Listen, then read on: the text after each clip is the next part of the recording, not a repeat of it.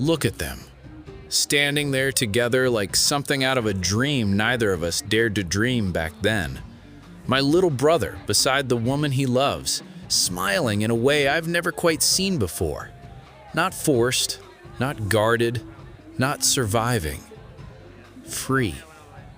They make a beautiful couple, the kind that makes people believe good things can still happen in this world. And somehow, through all the years and all the hardship, they wanted me standing beside them for this moment. That means more to me than I could ever explain. Truth be told, this is the happiest I've ever seen my little brother.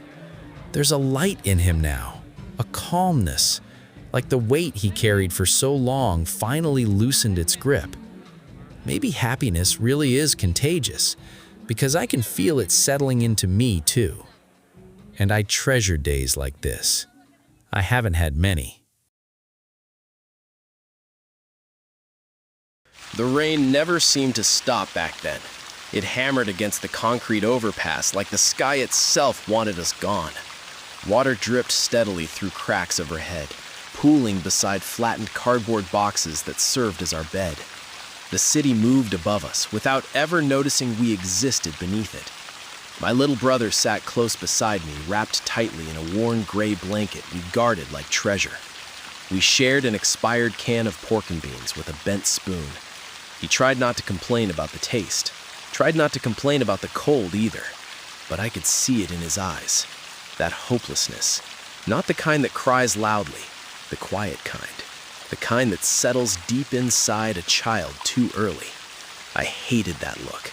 So when hunger finally cornered us, I did something I swore I never would. Maria's Grocery sat on the edge of the neighborhood with faded signs and bars over the windows. I remember the flickering neon open sign glowing against the rain. I remember my heart pounding so hard it felt like it would crack my ribs apart. I ran inside. Bread, canned food, a bruised apple, whatever my hands could carry. The owner yelled behind me as I burst through the door, clutching that food against my chest like it was oxygen itself. Outside, my little brother stood frozen under the neon light, watching me with wide, frightened eyes. That night, we ate, and even though guilt sat heavy on my shoulders, hearing him finally sleep with a full stomach made the weight easier to carry. Life stayed hard, but somehow we still found pieces of childhood hidden between the cracks. There was a rundown basketball court near the old apartments, rusted rims, torn nets, cracked concrete splitting apart from years of neglect. But in the evenings, when the sunset spilled gold across the court, the whole place transformed. For a few hours, my little brother forgot what survival felt like. He laughed. Lord, that laugh saved me more than he ever knew. We played until the streetlights buzzed overhead. Our small pile of belongings sat near the fence while we argued about fouls and bad shots like normal kids. For those moments, we weren't homeless anymore. We were just brothers. Then one morning, everything changed. I found work collecting garbage. It wasn't glamorous. The smell followed me home no matter how hard I scrubbed my hands. My back stayed sore, my boots stayed soaked. But when they handed me that reflective vest and that first paycheck touched my palm, I felt something I hadn't felt in years. Hope. I remember standing outside the apartment building afterward with my little brother beside me. The place was old and worn down, peeling paint, rusted rails, flickering hallway lights, but to us, it looked like a mansion. Inside, the furniture didn't match. The couch sagged in the middle, the linoleum floors were scratched and faded. But there was food in the kitchen, heat in the winter, a door that locked. Safety. At night, we'd sit together playing cards while an old lamp cast warm yellow light across the room.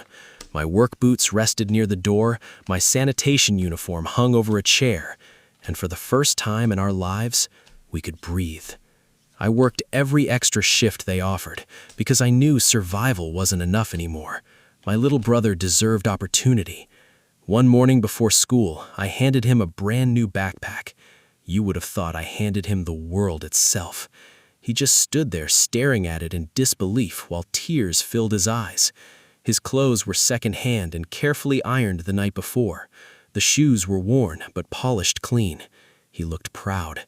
That mattered to me, because dignity changes a child. Years passed faster after that.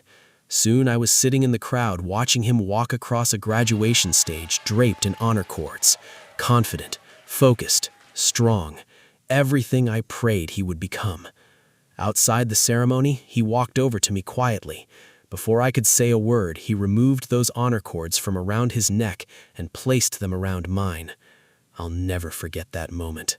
My rough hands trembled while tears burned my eyes. People celebrated all around us, but for a second, the world disappeared. Because somehow, the little boy from beneath that overpass had made it. And somehow, he believed I deserved part of the credit. College came next. I remember standing outside those massive university buildings, staring upward like I was looking at another planet. Families carried boxes inside, while students laughed and hugged each other nearby. Then my little brother placed his hand on my shoulder. "We made it," he said softly. 3 words, that was all. But after everything we survived, they carried the weight of a lifetime. Now here we are, years later. The sunlight pours through the windows of his beautiful home as he stands before me beside the woman he loves. His fiancée smiles warmly beside him. Then he asks me the question, "Will you be my best man?" For a moment, I can't speak. My hands still carry the scars of hard labor. My shoulders still remember the weight of garbage trucks, cold nights, and impossible choices. But as I look at him standing there, successful, loved, and whole, I realize something. I was never just his older brother. I was his shelter, his foundation, his protector, his family. We survived the darkness together, and now, at last, we stand in the light. People see his success now, the education, the career, the confidence, but they don't fully understand what it cost him emotionally to become this man. They don't know how much strength it takes to keep your heart soft after life hardens everything around you. I wonder sometimes if his wife truly understands the depth of that strength. I hope she does, because she didn't just marry a successful man, she married a survivor. A man who learned gratitude before comfort. A man who learned sacrifice before stability. A man who knows how precious peace really is because he's lived without it. And maybe that's why he loves so deeply now. Because when you grow up nearly losing everything, you stop taking love for granted.